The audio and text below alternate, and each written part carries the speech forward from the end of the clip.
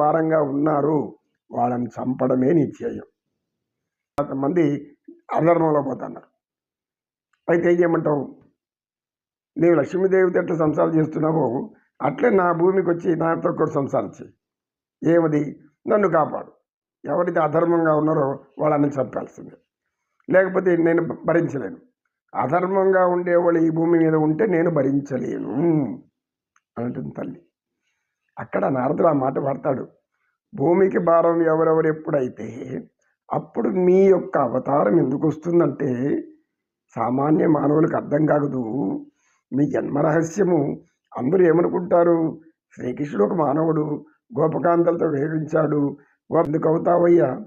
సృష్టినే సన్మోహంలో ముంచేస్తుంటే సృష్టిలో ఉండేటువంటి నాలాంటి వాళ్ళని కూడా సన్మోహంలో పడేస్తుంటావు. ఈశ్వరుని కూడా మోహిని అవతారం ఎత్తావు, ఈశ్వరుడు పరిగెత్తుకుంటూ వచ్చి పట్టుకున్నాను. అంటే నీ మాయ చెప్పడానికి తలవి కాదు.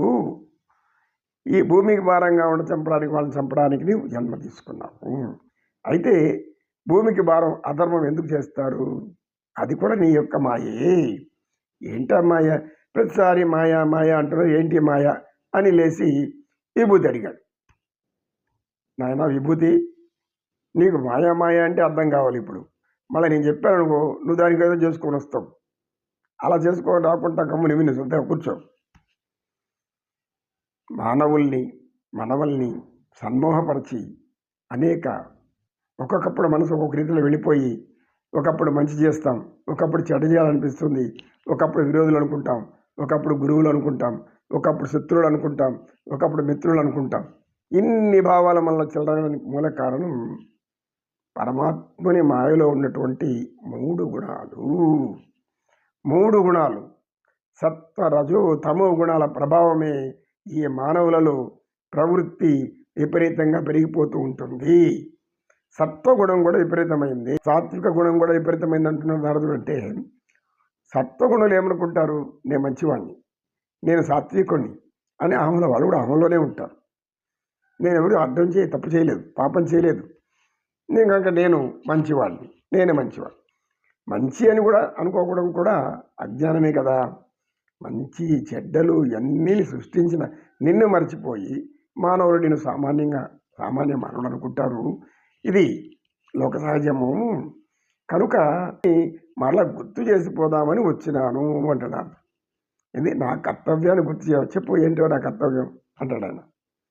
నీకు చెప్పేటంతటి వాడిని కాదు. నీవు ఏ యొక్క స్థితికి లోను కావు, ఎటువంటి కర్మలకు నీవు కారణం కావు. ఎందుకంటే కర్మలను సృష్టించేది నీవే, ఆ కర్మలను పెంచి పోషించేది నీవే, ఆ కర్మలకు పాపాలు అంటుకున్న వాళ్ళని పరిరక్షించి పుణ్యాత్మలను దుష్టాత్మను శిక్షించేది కూడా నీవే.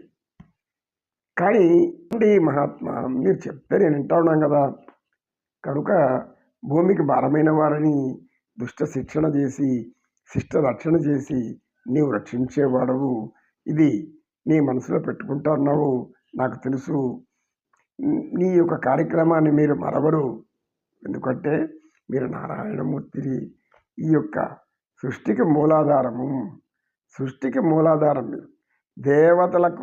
దేవతల సృష్టికి కూడా మీరే కారణం. దేవతలను, కుక్కోటి దేవతలను ఎవరైతే ఈ సృష్టిలో ఇంకా ఎన్నెన్ని లోకాలు ఉన్నాయో అన్నిటికీ ఆధారం మీరే కదా. ఇవన్నీ మీ సంకల్ప మాత్రంతో ఏర్పడిందే కదా. మరి ఈ సంకల్ప మాత్రంతో ఇవన్నీ సృష్టించి ఈ లీలా వినోదములు ఆనందిస్తున్న మీకు ఇవన్నీ తెలియనివి కావు. తెలియని కావున ఒక మాట అంటాడు, మళ్ళీ గుర్తు చేయవచ్చానని ఒక మాట అంటాడు నారదుడు. అంటే నారదుడికి పరమాత్మ యొక్క లీలా వినోదము అర్థమయ్యి అర్థం కాని విధంలో ఉంటుంది, తెలుసు అన్నీ. కానీ ఆతృత ఏం చేయాలి? త్వరగా కంసులు చంపేవాళ్ళు. కంసులు లాంటి దుర్మార్గులు ఉన్నారు, త్వరగా చంపేస్తే భూమాత నీ యొక్క రెండో భార్య ఆనందంగా ఉంటుంది. కనుక నీవు ఈ పని చేయాలనే ఉద్దేశంతో పరమాత్మను అతను బాగా ఉత్తేజపరుస్తున్నాడు. కనుక నేను అనుకోను. నేనేమనుకుంటానంటే నీకు శత్రువుల వల్ల, నీకు విరోధులైన వారి వల్ల ప్రమాదం ఉంటుంది అని నేను అనుకోను. ఎందుకు? నిన్ను ఏ శత్రువు నీతో నీ శత్రువునికి ఉంటాడు. శత్రువు అనేవాడు నీ చేత నీకు కనబడి బతికి బట్టగట్టడు కూడా బట్టగట్టడు. ఇంకా నీకు ప్రమాదం ఎక్కడి నుంచి వచ్చేది? వాళ్ళకే ప్రమాదాలు సృష్టిస్తున్నాను.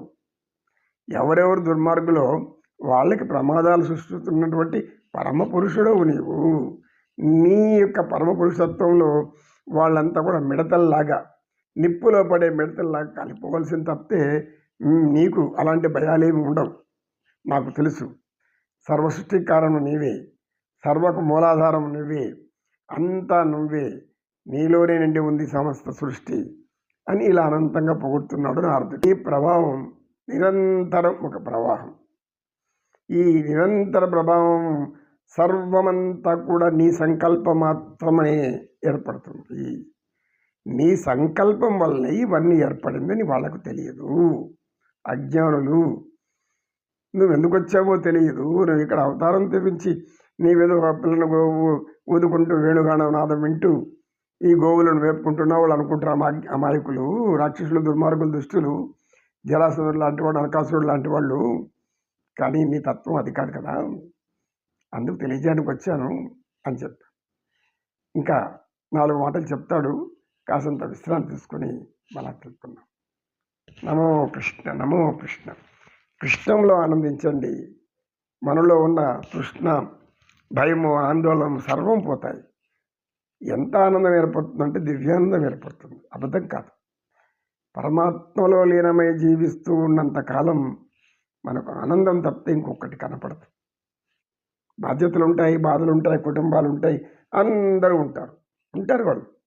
వాళ్ళు ఉండని వాళ్ళ ఆనందం కూడా ఆనందమే. అంతకన్నా ఆనందమయుడు, ఇవన్నీ ఇచ్చినటువంటి ఆనందమయుడు ఎవరు? ఆయన కదా. నీ త్రిగుణాలను మనసులో పెట్టుకొని సత్వరజోతమ గుణాలతో అల్లాడుతుంటారు. ఎందుకు అల్లాడతారు మీరు అని అంటాడు యోగ పుణ్యములు. నమో కృష్ణ, నమో కృష్ణ. కృష్ణం వందే జగద్గురు.